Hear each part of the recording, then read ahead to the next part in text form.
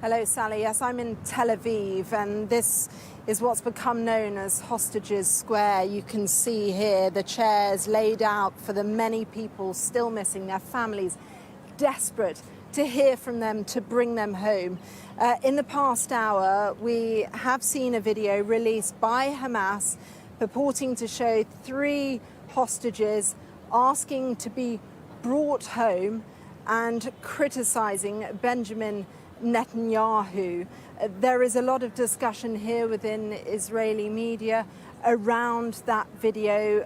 I have heard reaction among some of those gathered here today waiting to hear more, some questioning whether they have been making those statements under duress, others saying there is legitimate criticism of the perceived security lapses that led to the attacks on the 7th. I think what is clear from the time I've spent here in Tel Aviv, speaking to families, speaking to those working round the clock to try and get the message out, is that this feels like a very tense time. There is a lot of talk of strategy, the impact that the military incursions may or may not have, and how that influences everyone's ultimate goal, which is to bring their loved ones home. So this, the first time that we appear to have heard from hostages on camera, but it's clear and important to say that this is a video released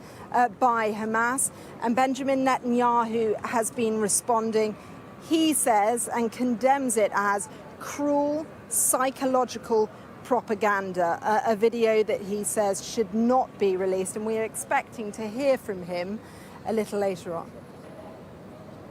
Cordelia, just more on the tense nature of the atmosphere in Israel at the moment. As you say, you're in Tel Aviv, but earlier there was also an incident in Jerusalem, a stabbing. Tell us more about that, if you can.